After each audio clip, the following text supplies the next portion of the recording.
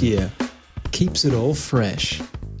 We've had a bit of a theme recently with the Have we? food related somewhat. Or is it fresh as in cool and hip, like Top Year is? I think Wilson's on the right track. Glad wrap. No. Whoa, what a guess. Foil. What's your go-to Tupperware brand? Say Snaplock bag. Tupperware brand? Sistema. Yeah. Shout out What a, Sistema. what a pull. I use their containers every day. Really great. Not sponsored. They are good. I use whatever containers I find. Usually old takeaway containers that we've washed. Yeah, nice. But still have like residue. And the like a lid's bit never colourful. properly fit. Yeah, they're like stained with Spag Bowl, orange container. My dad used to put coffee in the containers. To clean it out or like No, Just drank it out of the... he'd house his ground coffee in these containers. Oh, spag ball coffee. They just turn dark brown. And we love it. We eat out of them. yum. Yum, yum, yum. Well, welcome everybody to The Top Up, a series from us geniuses behind Top Year. Now, on these special episodes, we'll be topping up everyone's knowledge on some of our favourite history-defining moments. We'll be bringing you a digestible dose of more specific topics from events, people, and everything in between. I'm Max. I'm the deep. I'm Tupperware. Well, our quest to create the ultimate year tier continues, but for now, let's top up on extreme terrain. What could that mean, I wonder? What does it mean? Well, we'll get it. Do you want to explain it, Max? We live in a beautiful world. Yes, we do. With highs and lows. Many highways and middle grounds. And we thought, why not explore a little bit of the natural world around us? In extreme ways. In extreme Yeah. hyperbole. We're going to the top. We're going to yeah. the middle. Yep. The temperate middle. Yep. And the bottom. Yep. We're looking at all parts of the earth that are these three things. Well, we started with the two extremes, the top and the bottom, and then we went, well, what's the third one? The middle. The extreme middle. In the middle is pretty extreme. The world's tallest take it. middle. World's, the world's middlest middle. The most widthiest middle. Widthiest. I agree. Yes. Yeah. Yeah.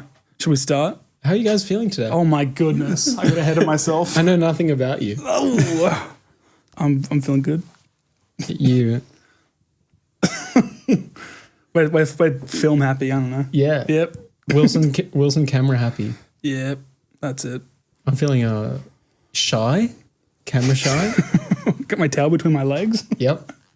I'm feeling kind of camera ambivalent because I'm facing sort of the opposite, true. the way of the camera almost. So Max is the eye of the viewer right now. I represent you, the viewer, in this table.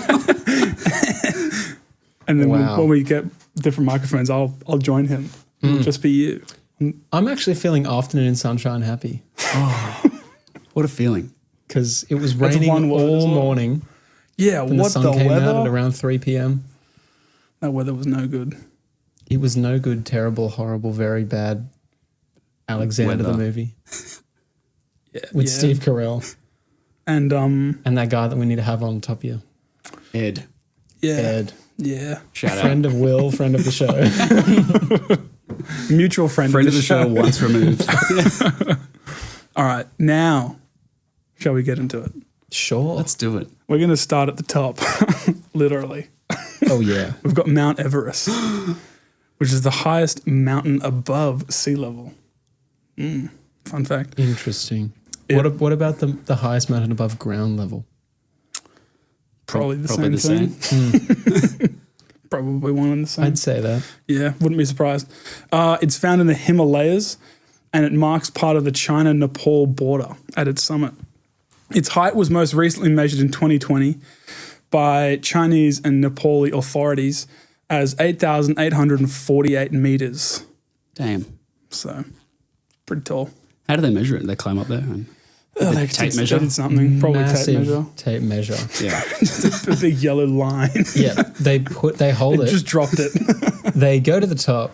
then they float out far enough so there's nothing They underneath enter them. creative mode and they like Then they fly get a out. guy to hop on, hold on to the They abseiled with the tape measure. and then they just fall down.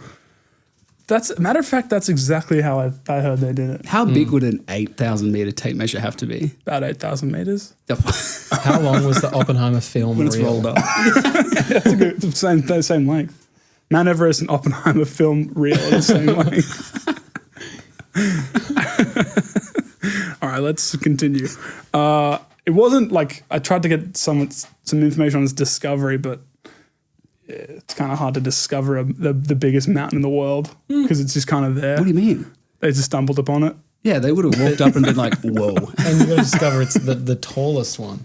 Yeah, I do have We information on might that. have not found the tallest mountain. There could be another one. That would be freaky. It's Hollow Earth. It's in the earth. Yeah, there's like a molehill somewhere with a massive kaiju mole inside. What's its name? I don't know. Radio. Mole man.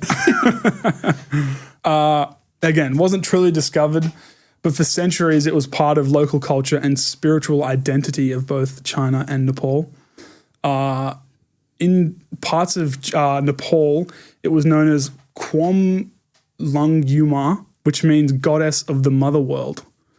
And Nepal, it was known as Sagramatha, which is forehead of the sky. Oh, nice. And they just had like a sense of wonder for it for a lot of the history.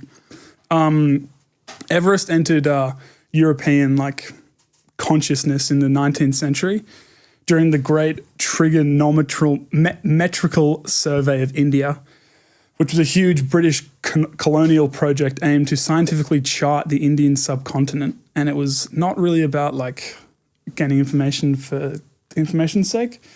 It was about the British Empire because they wanted to know what they were dealing with. Yeah. I love the idea of it entering everyone in Europe's consciousness at the same time. Everyone just, Big mountain. In 1852, so we're just in the top years here, so we might cover this. Snuck in. Indian mathematician and surveyor Radhathan Sidkar, working under the British Survey, calculated using trigonometry that the peak, then called peak XV, what number is that? 15. 15, was the world's highest mountain, surpassing Changchunga. I don't know how tall that is. But So, yeah. so it used to be called Peak 15. It used to be called Peak 15. Like code name? That's cool. In 1865, the Royal Geographical Society officially named the peak Mount Everest after Sir George Everest, who was a former Surveyor General of India. And ironically, George Everest never actually had anything involved in Everest, measuring or doing anything. He never even saw the mountain, but they just named it after him because he was important. Never even saw it. Yeah, had nothing to do with it. And he preferred the use of local names. So they just Well, wanted, that's, yeah. yeah, like they just went against what he wanted for the name, but you know, he didn't do it. The first confirmed summit happened on the 29th of May, 1953, when Sir Edmund Hillary of New Zealand and Sherpa Tenzing Norgay of Nepal reached the top. They became global celebrities and their achievement was broadcast all over the world, and especially post-war. People wanted something to latch onto.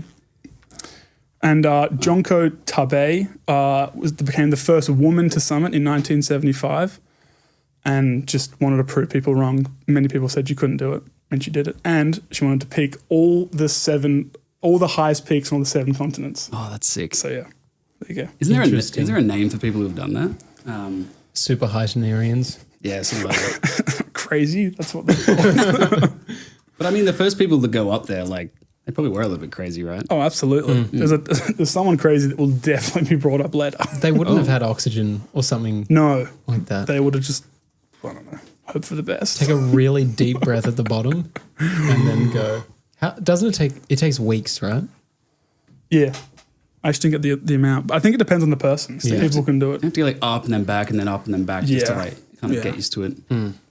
By the way, I thought they had a cool name, but they're just called Seven Summiters. Yeah, that's pretty People cool. have climbed all the That's 7 really peaks. kind of boring, actually. Apparently, I I got like a perspective on how tall it is. Apparently, it's nearly the same height as 10 stacked Burj Khalifas, which is the tallest building in the world. 10. So Tom Cruise would probably climb that. Yeah. Because you look up, well, not that I've seen it, but Yeah, it looks pretty tall.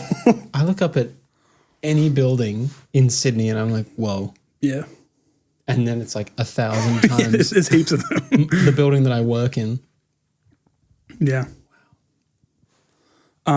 Excursion What, up to Burj Khalifa? to the bottom to have a look at Mount Everest. Base camp. Do Yeah. what George Everest never did. Yeah. Just see it. And we'll find a companion, one of those stray dogs. Yeah. Bring back the top dog. Make a friend. Yeah. The mountain obviously is the border between Nepal and China. And because of this, there's actually two sides you can enter the mountain, like two passages. In Nepal's side, it's heaps busier because it's like a little bit easier.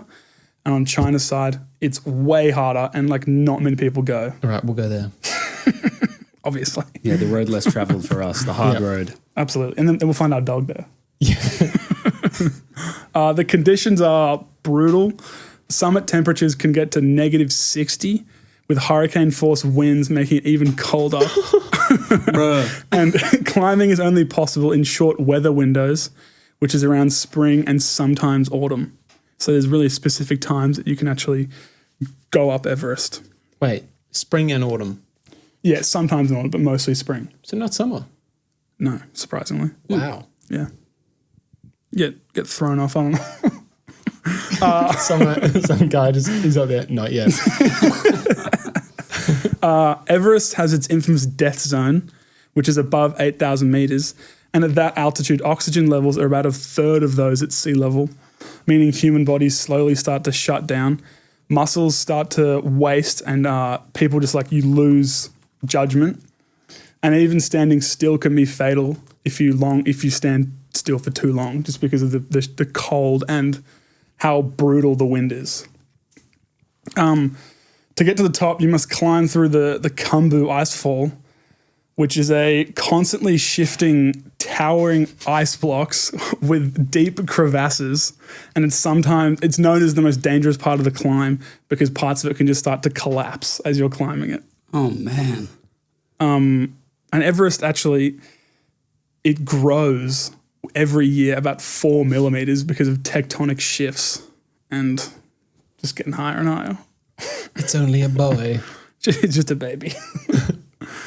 The mountain has, I think it's about 340 people, estimated people to have died whilst climbing. And many of the bodies remain on Everest, preserved by ice and snow. And some of them actually serve as landmarks for the climb. There's a section apparently called the Green Boots because you can see green boots, and that's a part of the climb that you like. It's like a goal to get there. And yeah, it's That is bizarre. pretty hectic. That's terrifying. To think that like people climb up there thinking they'll get to the top and then they Yeah. become a part essentially of the mountain. Yeah, kind of freaky. That's poetic. It is Yeah. a little bit, yeah. There's a couple movies and stuff based on Everest. Everest Yeah, Everest 2015. with Josh Brolin. Pretty good movie from memory. I could be, I haven't seen it. just remember it being pretty hectic. A lot of people die. It's pretty wild. Man. And there's many documentaries about this. It was a disaster in 1996 where it was just a bunch of people aimed to go up, and I don't know how many returned, but I think one of them maybe returned, but he lost his ear and his nose, and like it was just from how cold it was. Every climbing season, new outlets feature like just a bunch of photos of traffic jams of going up Everest, which is just people lining up to go up different sections and waiting. Obviously not near the top because you'll just freeze, but you know, people wait to go up. Apparently the Abbey Road album by the Beatles was nearly called Everest because the brand that Paul McCartney the cigarettes he was smoking was called Climbing Everest. And they wanted to name the album Everest, but they changed it. So Would it have been a different album cover, do you reckon? just would have been the album. It would have been them doing that on the top of the mountain them climbing with those just massive oxygen packs on the back. and bare feet. Obviously. Would the Sherpa have been in the album cover? I hope so. Yeah, I hope so too. They made it to the top as Makes well. you think. Yeah. I got some impressive feats, I suppose you can call them, of Everest. The Beatles with no shoes. The Beatles, no shoes. Impressive feats. First people to climb Everest with no shoes.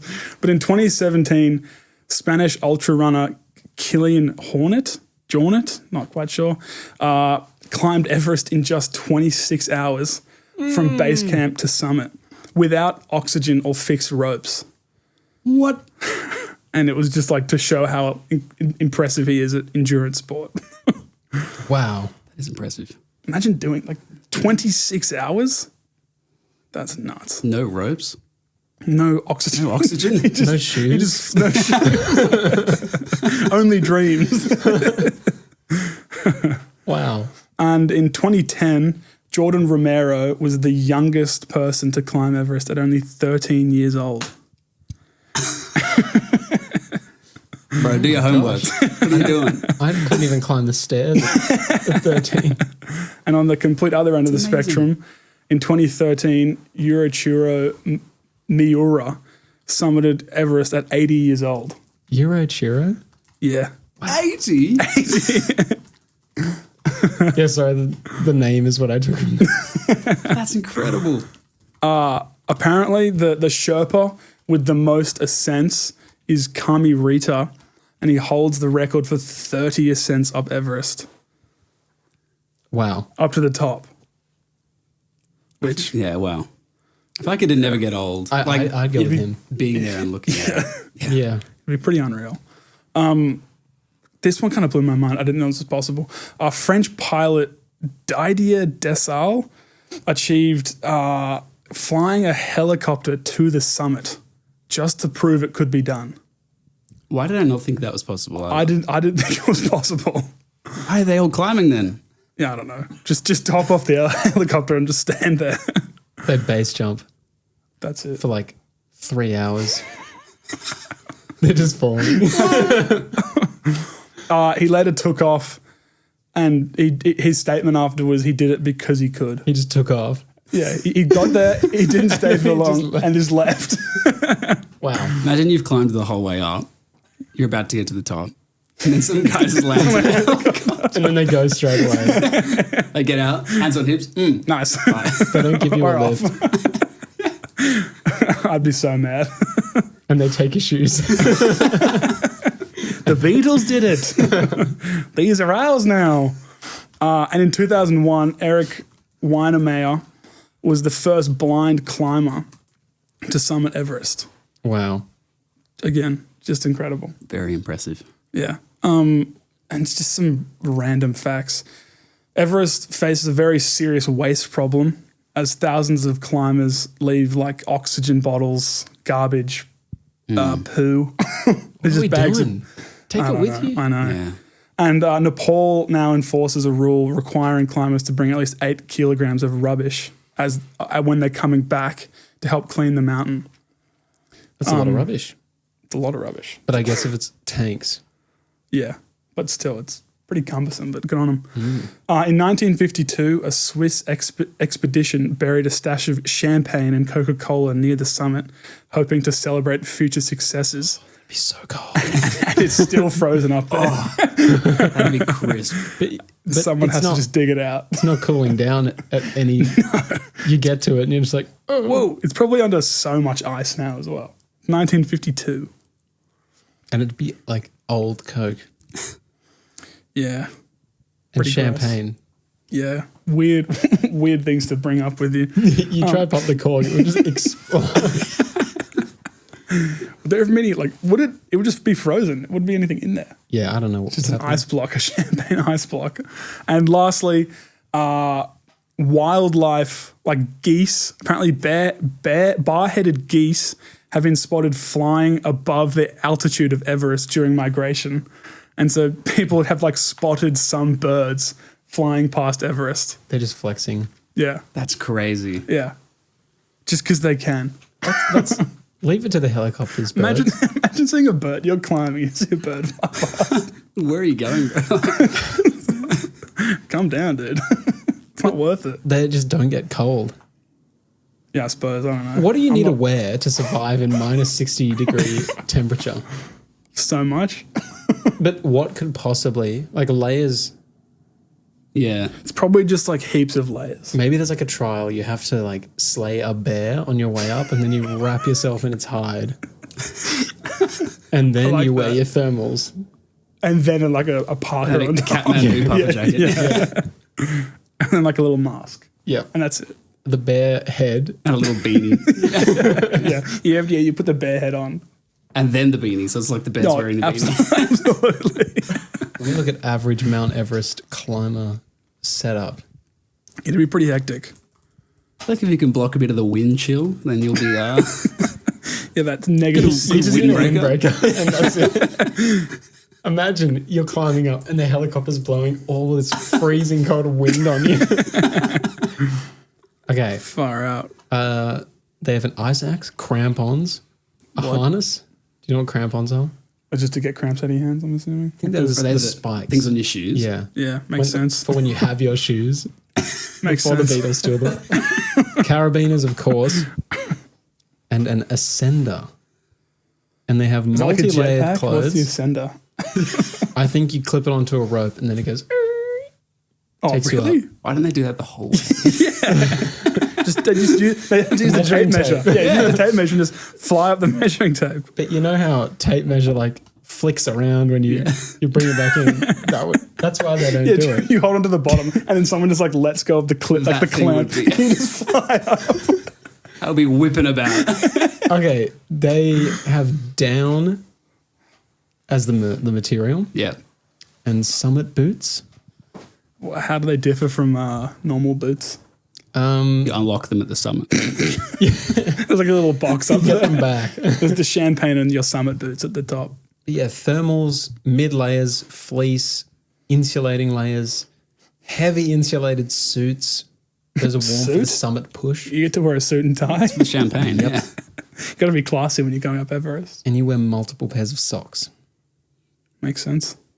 All right. Thank you, Wilson. You're very welcome. For that look at the We summited without our shoes on. highest point. Yeah. We got to come down. We're walking back down now. Let's get mid. Did we get our shoes back at the bottom? Or Nah, I'm in my flip flops. I'm in Crocs. that was just standard though. I still got my crampons though. Oh, absolutely. in the flip flops? Yep. All right. We're back down at regular level, above sea level. Normal level.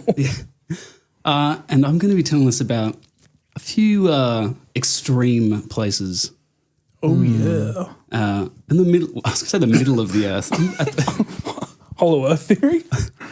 on the surface of the Earth, the flat surface.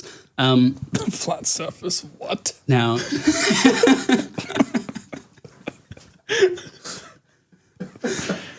yeah, I'm going to talk about the edge of the Earth. The Yeah, what waterfall happens? at the edge of the earth. You ride the tape measure down to nowhere. You need an infinitely long tape measure Yeah. to go all the way down. Oh no, I'm in space. It's like On a tape measure. 2 Oppenheimers worth of real. Okay. Now, you guys have obviously got some very, like, the big ticket extremes. So I thought, what am I going to talk about that I can add to this conversation? And I thought, Heaps. there's plenty. First up, I'm going to talk about some cold places. I can feel my breath. What's the coldest place you've ever been? Or coldest temperature that you can remember? Probably my bathroom in the morning during winter. Those tiles. Or it's got to be like Switzerland in the winter. How cold was it? I'd say 0 degrees. Oh, yeah. That's pretty cold. Or the low positives. Wilson, what about you? Probably the snow in like Jindabyne and stuff like that. Don't know how cold that was though. Like probably 0 as well. No, I think I'd be colder. I don't know. Cold. Okay. I'm going to talk about a place called Oymyakon. Ooh.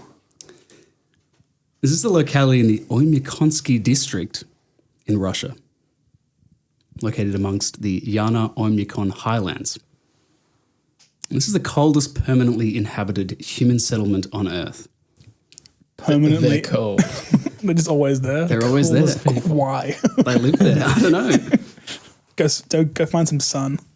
Now, this is crazy. I will say, apparently in the summer, temperatures are commonly above 0 degrees. Oh, good for them. In summer, that's you know. that's good to know. They're enjoying some sun. They're enjoying some warmth. But I thought this was interesting. Apparently, schools are closed there if it's colder than negative 55 degrees Celsius. Far out. We're not bred for that. So if it's negative 54, you still got to go to school. Which is negative 67 Fahrenheit for those American listeners. But I'm talking about Celsius. Of course. Now, apparently over the last few decades, the population of Oymyakon has shrunk significantly. It peaked around 2,500 inhabitants, but it's down to around 500 people now. Wow. And I wonder if that's because people are leaving or people are getting older and passing on and no one's coming up. But this is crazy. There's a monument around the town square which commemorates an unofficial temperature reading from 1924 of negative 71.2 degrees Oh Celsius. my goodness. That is chilly. That's ridiculous. I just searched up the hottest summer's day in Sydney. Yeah. It was 48.9. Yeah. That's insane. Okay. So take that and minus 100 degrees Celsius. Yep, And pretty you're much. basically there. Pretty much. Curiously, there's the classic Australian programmer 60 Minutes did a documentary on this place in 2012. But I think the lowest official temperature there is minus 67.7. Far out. So very, very cold. And this is this at sea level? Great question. Thereabouts. Probably thereabouts. I don't know. And it gets that cold at the top of Everest. How cold was it at the top of Everest? Negative 60 at the top. Okay. Now for the actual coldest place on Earth. Oh, What? That's the coldest place where people live. my bathroom. Yeah. 500 people. Your Tile underfoot at 6:30 a.m. All right, 2010. The Landsat 8 satellite takes a reading at a high ridge on the East Antarctic ice sheet. This is a spot kind of in between a place called Dome Argus and Dome Fuji, Of course. two very high places in the Antarctic. Of course. It recorded a reading of negative 92.3 degrees Celsius, Moly. which is declared the coldest place on Earth. There was a record that was previously stood from about 1983. It was beaten here in 2010. Dude, I think like 14 degrees is cold. Me too. It's got a bit of chill, 14 degrees. Apparently in this place, temperatures rarely ever go above negative 30. Oh. But they have established a place called the Dome Fuji Station. It was established in 1995. And so people work around there and they drill ice cores, which apparently give us a good look into around 720,000 years of paleoclimatic history. Whoa. So a pretty ancient kind of place. This temperature was measured at a height of 3,800 meters, which is the highest part of this ice sheet. And there was about 100 different little locations which kind of made up this super, super cold area. Apparently, researchers think that the land temperature in this area could get as low as negative 98 degrees Holy Celsius. moly. And rightfully so, people have never been there because that is incredibly cold. I think you'd need a few bearskin rugs, coats. How many layers to conquer that? The polar bears are different. That's all you need, just a polar bear skin. Negative 90. I back it. So very, very cold. Nah, it's pretty warm actually. Negative 92. I can't even fathom that. Yeah, no, I actually don't. I couldn't even think about anything similar. Again, 14 degrees, that's cold. That's real cold for me. All right, let's go the other way. Hottest place on Earth. Sydney, 45 degrees. Well, I'll give a shout out to Queensland, honourable mention. It's the hottest part of the Earth's southern hemisphere, apparently. Oh my gosh. January of 1960, they recorded a highest temperature of 51 degrees Celsius there. 123 Fahrenheit. And that record was matched in January of 2024. That's disgusting. Climate change who? Yeah. So that's the honourable mention. Sounds like a good day. Now for the actual record. Better not start with a 6. Let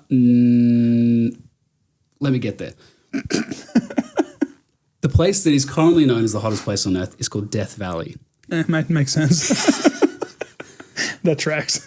It's in southeast California, and it set a record for the hottest temperature at Furnace Creek Ranch in July 1913. Imagine bringing a bit of glass with you, like a mirror or magnifying glass. Yeah. And bringing an egg Imagine the there. destruction. Imagine the destruction you could do with a magnifying glass. There ain't no barbecues there. Bring some cookie dough. egg, scrambled egg. All right. The number I'm about to say is the highest recorded air temperature, which is the standard measurement for official records. It's 134 degrees Fahrenheit, which is 56.7 degrees Celsius.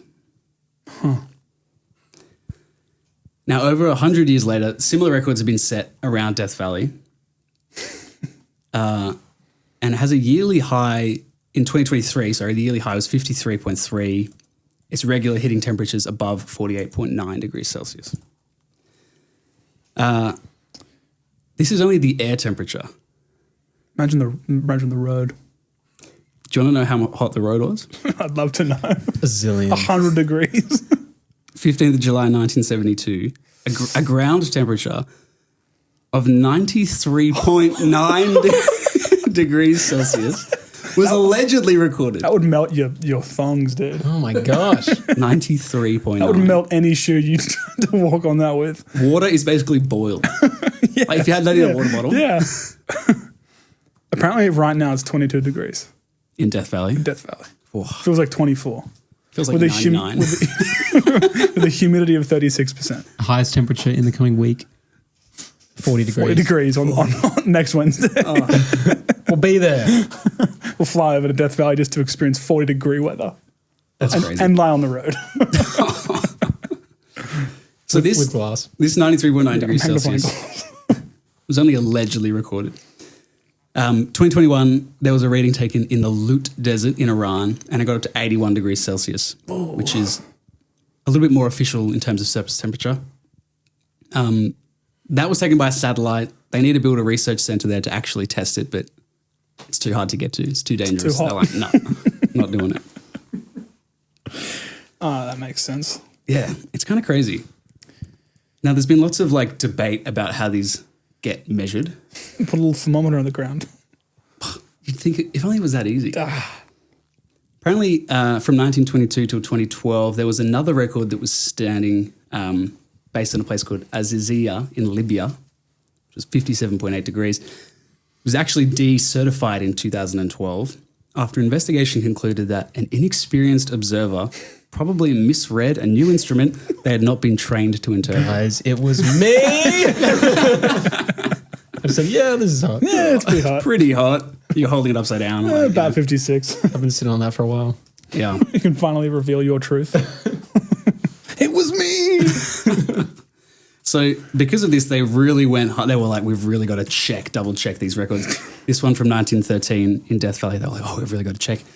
They were like, oh, maybe there was a sandstorm that was going on and like superheated material was like flying into the shelter and like changing all the readings.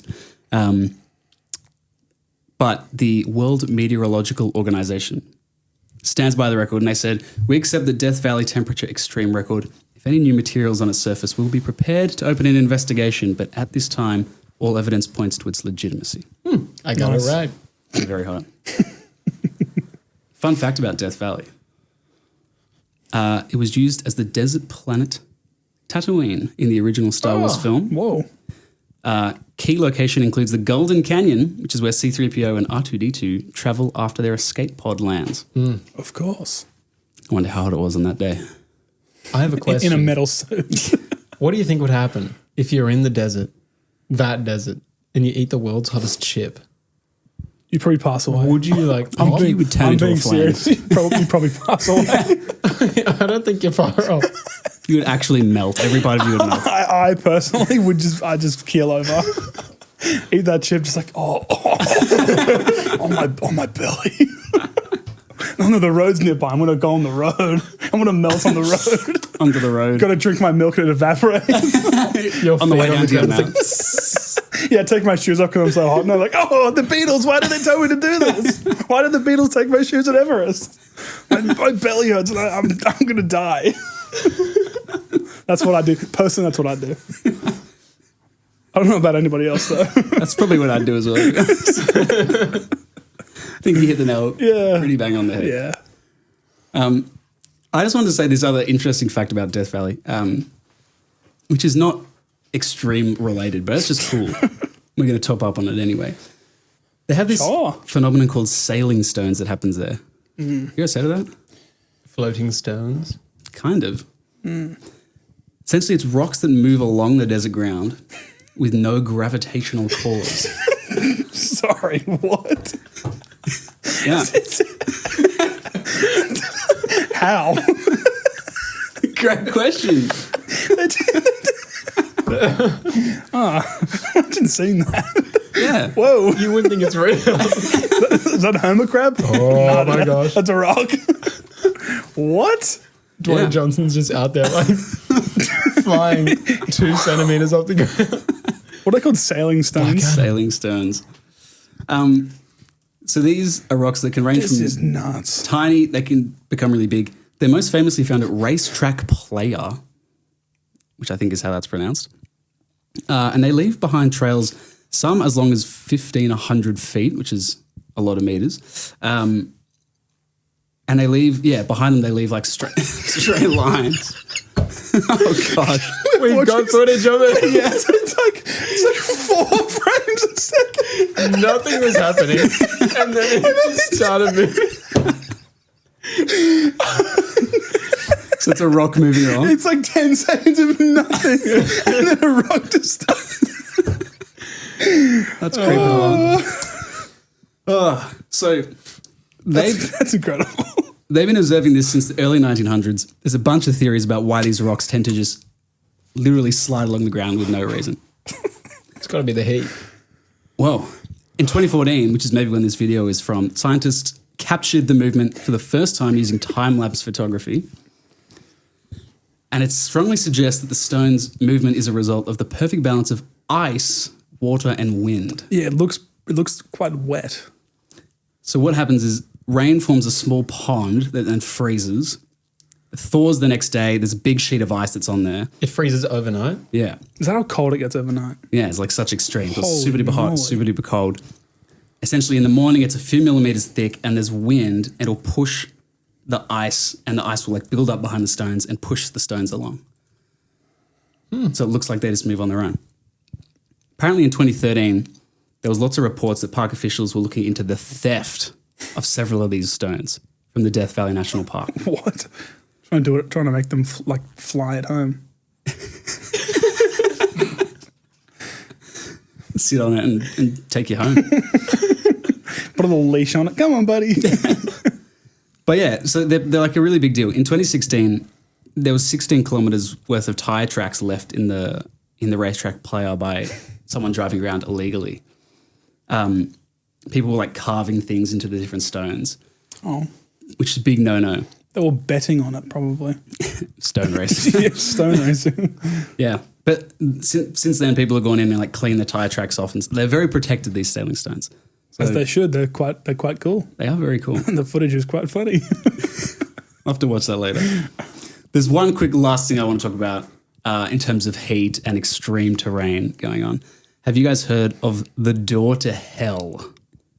This is down the road. The basement.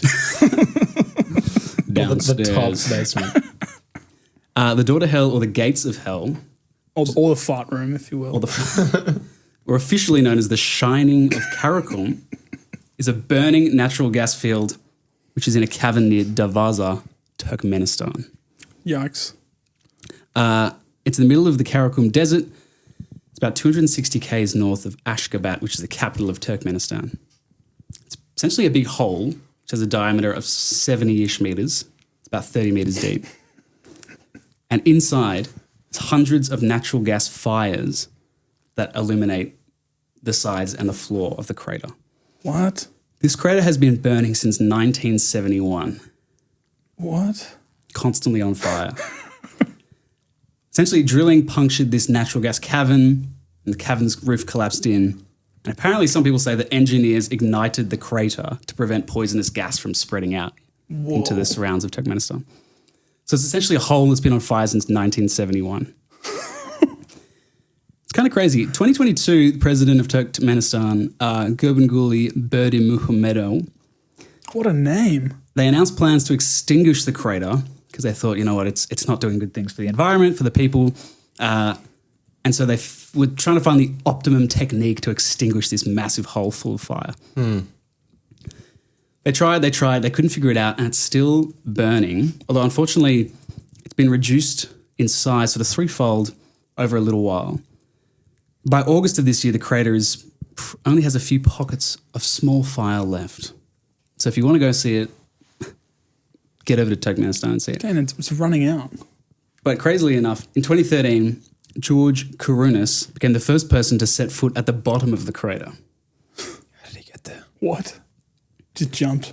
He used a custom-made Kevlar harness and multiple Technora ropes, which I'm assuming are special ropes, attached to a full-body aluminized Oh. suit, and it had self-contained breathing apparatus. He gets strung out over the top of the crater and it gets dropped down into a giant hole of It's fire. the measuring They tape. use the measuring tape They did. and they fling him back up. So what does he do at the bottom? He was gathering soil samples for the Extreme Microbiome Project. Whoa.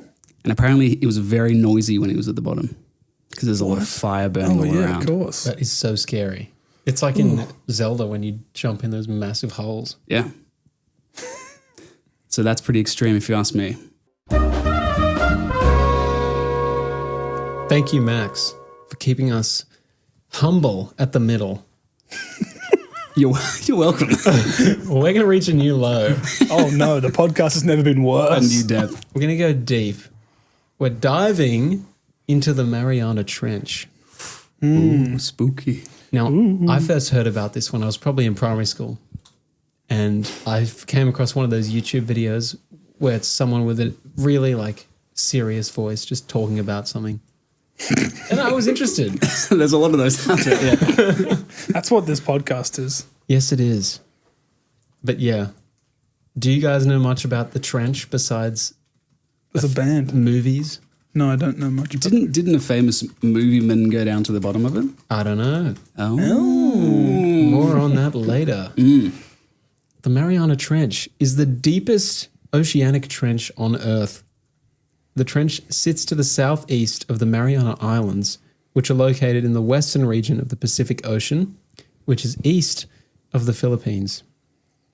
The trench appears as a crescent-shaped scar on the Earth's crust, Whoa. which was formed by It's like Harry Potter. tectonic plate subduction, and its deepest point is called the Challenger Deep. Oh, Oh, all right. what a name. Not like Harry Potter. Harry Potter Deep. Harry Potter and the Challenger Deep. Challenger Deep goes all the way down to approximately 10,935 meters. Wow. That's 10.9 kilometers. Wait, so the Mariana Trench is the whole trench and the Challenger Deep is the deepest That's point? the point. Wow. So it is approximately 2,550 kilometers long and 69 kilometers wide. oh my gosh. That's a big trench. How deep is it? Sorry. 10.9 kilometers. The Oppenheimer film is longer. Then 10.9 kilometers. Yeah, the Oppenheimer film print is 11 miles long. Or 17 kilometers long. We'll ride that down. So that's taller than Everest and Oh my Could gosh. you run it from the bottom of the Marianas Trench up to the top of Everest? No, you probably could. that's a long tape measure. Maybe the director's cut. Special features. So to put this depth into perspective, kind of, If Mount Everest was turned upside down and dropped in there, you would still have around 2 kilometers to the surface. Holy moly. A line of Eiffel Towers stacked up, and the Eiffel Tower is 330 meters tall. You could fit 34 of these in the trench. Wow. And 25 Empire State Buildings and 6 Grand Canyons. But you wouldn't have finished Oppenheimer yet. No. It'd still be about 2/3 of the way. Yes. So about an hour left. Around the world, there are more than 50 other depths like the Mariana Trench. Ooh. And the deepest of these are located along what's called the Ring of Fire. Oh, yeah. Wow. This the Ring is of Fire. basically a horseshoe-shaped area around the Pacific Ocean. I think you can see it from space. It's characterized by frequent earthquakes and active volcanoes. And it was basically it appeared because of the collision of tectonic plates. And this is huge. It goes past Australia, Asia, North America, and South America. And because of its size, around 90% of the world's earthquakes occur in these zones. And this could probably be a top-up for another episode. And if all of these volcanoes were to explode, Oh, yeah, Trouble. Yellowstone times a billion. I just Googled it. No one else was thinking this besides me. The Challenger Deep is where the final battle of Pacific Rim takes place. Oh, really? Yep. At the bottom. Yep. I should watch that. The first one or the second one? The first one. Okay, awesome. They go down there. They do a big underwater fight. All right. How did they get the cameras down there? James Cameron, dude. Hey, It's a miracle of a man. The discovery of the Mariana Trench goes back to 1875. Someone swam real deep. Yeah. They're like, They put those like weird diving suits on with those yeah. big helmets. And they sank. They just dropped. The Cyclops diver. It was first identified during the expedition of the British ship HMS Challenger. Of course. Uh-huh. Of course. This expedition, which went from 1872 to 1876, was the first major expedition to systematically study the Earth's oceans. And it also mapped the deepest parts of the ocean and discovered over 4,700 new species of sea life. That's potentially too many. Whoa. They found Nemo. What? Yeah. What? Different ocean depths were discovered by the crew's use of weighted sounding ropes.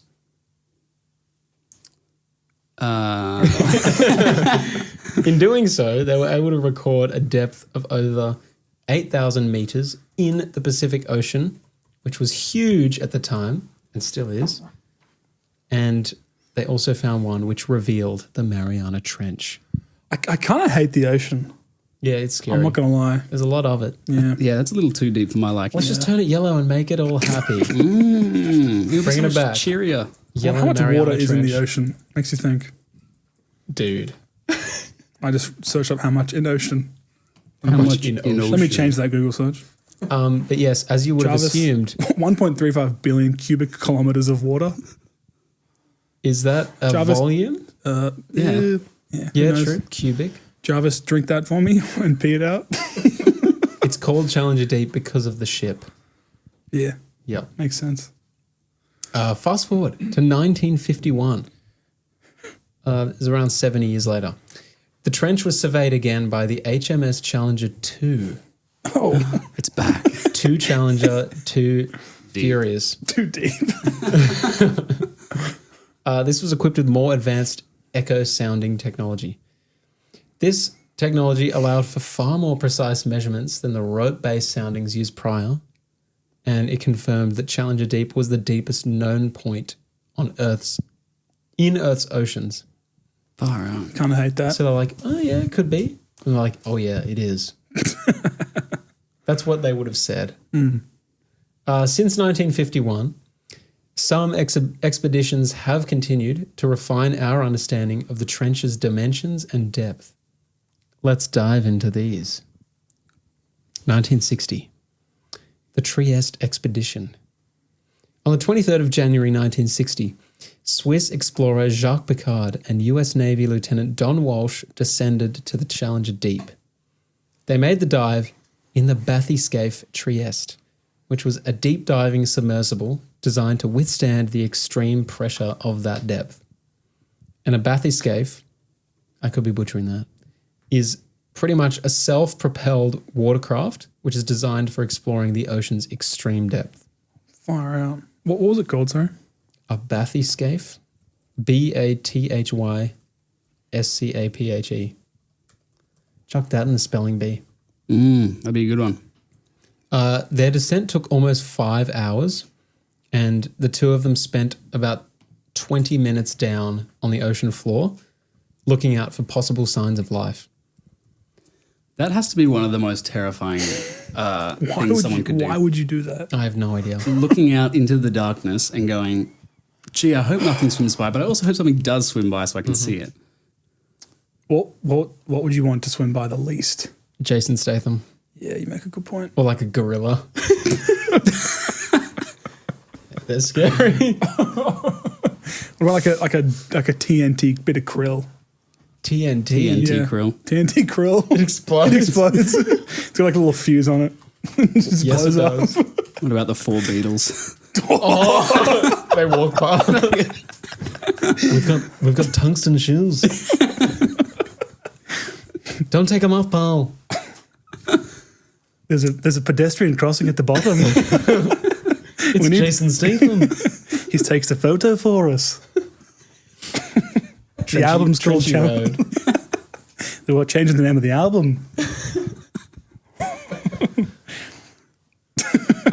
On the way down, they realized that small weaknesses in the vessel started to show. Oh, man. The Beatles. They still went. They came with like a little screwdriver undoing. They came by in the yellow submarine. With the TNT krill. Yeah. This is our expedition, not yours. They knew that because the pressure was so bad, their vessel couldn't protect them for that long. Why did they do Why this? did they turn around? On the way down, a crack. What? There's no O'Brien down there. A crack appeared in the window, but the pressure held, and they returned to the surface in about 3 hours. So they'd be Right. sitting there like This is it. pants soiled. Pants, code brown. They're just like, damn you, Paul McCartney. They went down with brand new linen pants. Okay, so this was the first time humans reached the deepest part of the ocean, but this was incredibly risky, uncomfortable, and cold. What a shock. Temperatures in the cabin dropped significantly, communication to the surface was really scarce, and the two men were cramped in the tiny little thing. Of course. And then they came up with 4 Beatles. Look what we found down the bottom. These 4 men. Oh, I'm not going to attempt.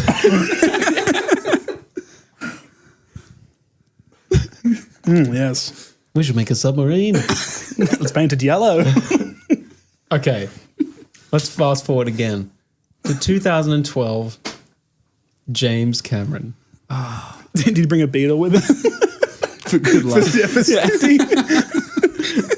He was like, I can't have them unscrewing any screws in my ship. Yes, director of Avatar, Titanic, and Terminator, James Cameron went on an expedition down the Mariana Trench by himself. That is crazy. What? Yep. On the 26th of March, lifelong ocean enthusiast decided to become the first person to dive solo to the bottom of Challenger Deep. Cool. I can't imagine how scary this would be, especially by itself. But he did his trip in a custom-built submersible called the Deep Sea Challenger. This helped him reach a depth of around 10,898 meters. Goodness. That's so random. Like just he just bizarre. seems like a regular kind of guy. Yep. So bizarre. This was a part of the Deep Sea Challenge project, which was a passion project of his and also a partnership between him, the National Geographic Society, and Rolex. So I hope he got a nice watch. Thanks, Rolex. He would have been iced up. Shout out, Rolex. Let me check my watch. It's like water resistant to 10 minutes. the peace offering for the Beatles so they don't unscrew his ship. Unlike the Trieste expedition before this, James Cameron's vessel descended And it was a streamlined vertical torpedo-shaped sub, which was over 7 meters tall. Whoa. Yep. So it's like a really stretched NFL football, I think. I haven't looked it up. So he was in this tiny little sphere, and they wanted to make it as small as possible, 109 centimeters in diameter. This is where he's sitting. And it was reinforced, get this, to withstand over 1,000 atmospheres of pressure. And Wow. 4 beetles. Yes. Yes. Atmospheres of pressure? What the heck? That's crazy. It is just like a really, it's like a like a submarine, tube. but tall, Yeah. See, look how cramped he is in there. but That's vertical. nuts. He doesn't have a lot of room. So we all know he loves special effects technology, but he also loves high-tech submarine gear. Of course. So for what his a crossover. trip, he was equipped with 3D HD cameras, robotic arms, lights, lasers, and sediment collectors, specially made foam for buoyancy and strength, and his vessel had the ability to descend at 5 meters per second. That's quite quick. Yeah. That does seem quite quick. Avatar 2 would not be the same movie if it wasn't for this. Yeah, that's true. Yeah. So descending this quick, he was able to go to the bottom in 2 hours and 36 minutes, which is crazy compared to the near 5-hour journey in 1960. How does like pressure work with this? Hard. Yeah. Like would his head not like implode? Yeah, I don't know. Going that quickly? His Anyway, brain's too big. I know nothing about this, so I'm not going to comment further. Well, let me tell you more. Please do. James Cameron spent 3 hours at the lowest depth and then took just over 1 hour to get back to the surface. So that was pretty quick. It was flying up. While he was on the seafloor, he collected rock samples, captured high-resolution footage, explored the relatively flat landscape, and he even observed small life forms, but no large fish. Except one beetle. Yes. Oh, it's James Cameron on the floor. But yeah, finding no large fish down there confirmed theories about how the extreme conditions limit life forms. How did they collect the rocks? Did they have like little arms. grabber hands? He had the arms. Yeah, right. That's awesome. So the dive was a major success, and it was fully automated and monitored by a big crew on the surface. And similar to his trench ancestors, James was also cramped in this mini cabin, but his equipment was better, but it did malfunction. But not the major things, it just reduced the number of things that he could bring back. Oh, But talking about this there was a hole it in sounds like he went to space or something. This is his does. space. Yeah. This is his space. The ocean is the new space. Okay, Well let's said. go to 2019. This is incredible. This is a series of dives by Victor Vescovo. He is a former American naval officer who has since had success in investing, which led to riches. congratulations. Good on you, man. Yes. He's also an avid explorer, not just in the ocean, but on land too. Anyway, in 2019, he set out to become the first person to dive to the deepest point of each of the 5 oceans: Atlantic, Southern, Indian, Pacific, and Arctic. Pretty cool. That's an interesting goal. Yep. He completed that his again. journey using the DSV limiting factor, which was his commercially certified ultra-deep submersible. And the ship needed a whole surface vessel just to launch it down. And I think it gets like thrown down. Bit of extra speed to get to the bottom. Yep. So in 2019, he completed 5 dives. The first of which was in February, diving down to the deepest point of the Southern Ocean. And then from then, he hit all 4 others, ticking off all these oceans. In June of 2020, a year after, he returned to Challenger Deep for 6 more dives, Why? but he had passengers this time. Oh, of course. And by late June, he had completed 8 dives to the Challenger Deep. What is Wow. the point? That's the most anyone has done. James Cameron is fuming. Yeah. And his dives revealed that the Challenger Deep seabed isn't completely flat, but it has subtle ridges and that it's much deeper than many earlier estimates suggested. So that's pretty significant. It could be deeper. That is terrifying. Could be a hole that produces kaijus. More on that And later. you have to go fight in them. More on that later. I don't know. He also observed completely new life forms at these extreme depths, but also human contamination in the Mariana Trench. Oh my gosh, you man. saw the Beatles. I was trying to get serious. What's down there? Rubbish, human rubbish. Really? How did Yeah. it get down? That's impressive. I mean, it's always been there. It's just floating down. Yeah. That's so So sad. yes, he's a bit of a legend, but I can't see too many people wanting to do that. Given the opportunity, I'd probably say no. I'd say no, I don't need to be down there. especially after the Seagate thing. True. Since 2020, a handful of expeditions have gone ahead, but maybe those are stories for another day. So, after being discovered way back in 1875, many aspects of the Mariana Trench remain a mystery, which has led people to devise theories and conspiracies about what really inhabits the trench. But before we go into those, what's actually down there? So, there are two main zones of the trench, both different depth ranges. The first one is the bathyal or abyssal, and this is from 2,000 meters to 6,000 meters. There is no sunlight here. The pressure is insane. The water is near freezing, and food mostly comes from the surface. The next zone is called Hadal, which is from 6,000 meters to 11,000 meters deep. This is complete darkness with hundreds to over 1,000 atmospheres of pressure. And food is scarce, but life has adapted. So what are these life forms? It finds a way. There's one called the Mariana snailfish. Ooh. This was discovered up to 8,000 meters deep. There's supergiant amphipods, or Oh my gosh. Alicella gigantea. The Mariana snailfish kind of looks like like axolotl. It does. Oh my goodness. Like mixed with a tadpole. Yeah, or it's like quite weird looking. this is found in both of these regions, but it's a slow and heavy exoskeleton thing. Just a thing. Just a thing. Yeah, I guess. Makes sense. These things are like, I don't know, aliens. Kind of are. Yeah. Yeah. We also have the Dumbo octopus, or Grim Petuthia. I've seen that one. Not in real life. You've seen it? Whoa, it's got ears. Oh, it's very cute. It's kind of cute. I guess that's why it's called the Dumbo octopus. Yeah, you'd think so. This is found in very deep parts of the trench. This thing could probably like rip your hand off. I don't know. Yeah. Just gives off that vibe. It's among the deepest known octopus sightings.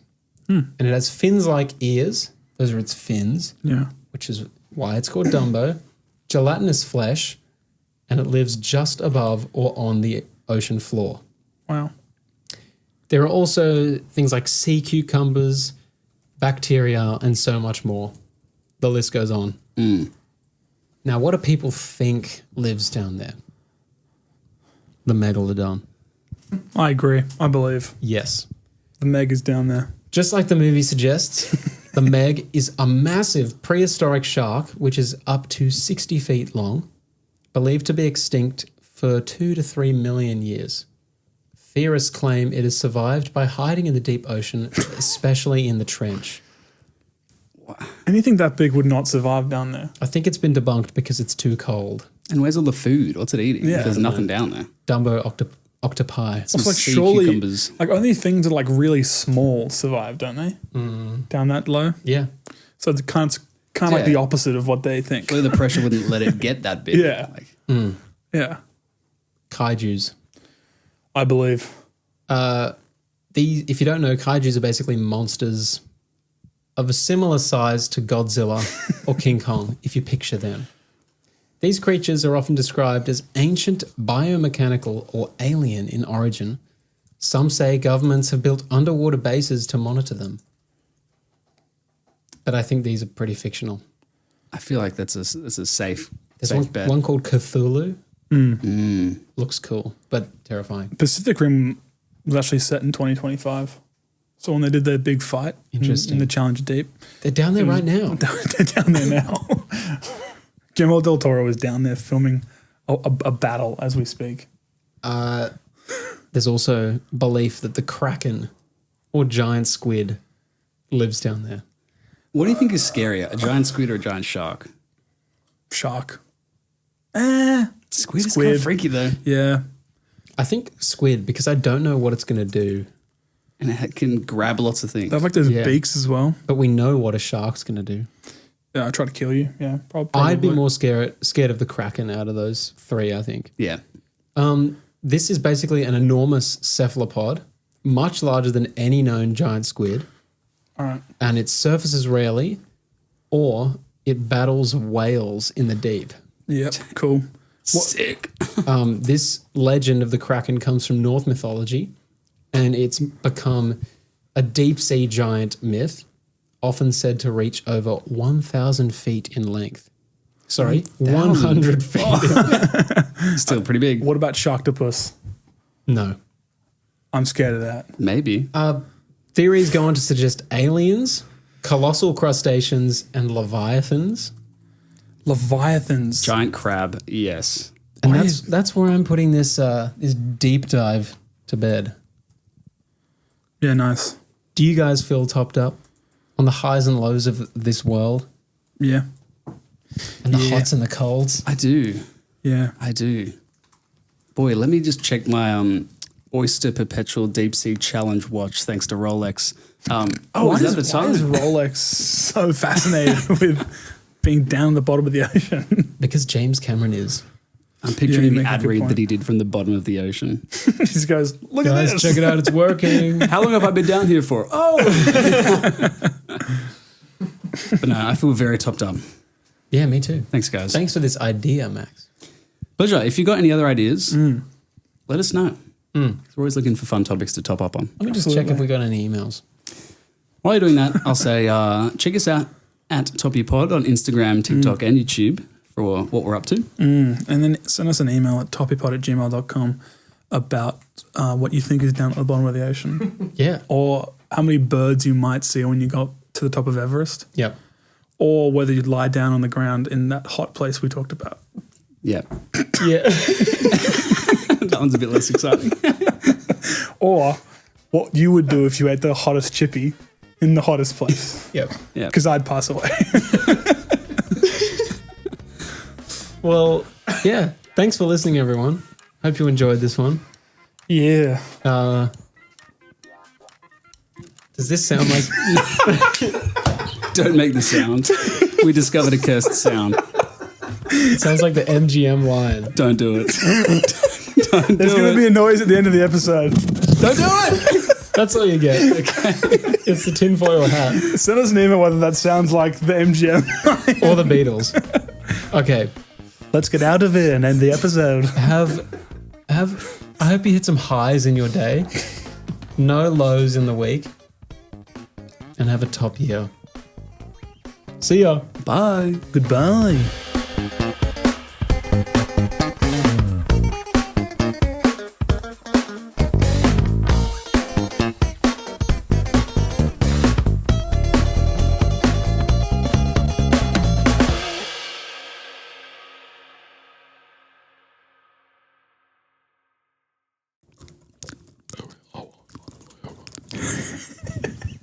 Okay.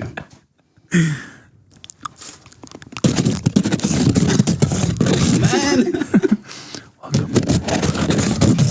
That's so bad. Sounds like the MGM lion. Oh my god! How many beers did you have? Hey! You don't hear that? I do now. I do, but like, That's so funny. how did you come up with that? I don't know. MGM Lion. Like Johnny. You pulling up the MGM Lion? Oh, yeah. No. I'll pull it up. We got it right here. Oh, that sound is like. Crunchy. I was making a, that's definitely a clip. Oh. It's definitely an ad. Give me an ad.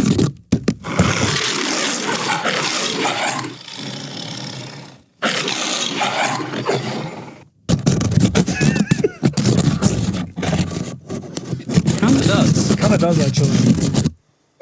Leave all of this in, by the way. Maybe at the end. Well, welcome to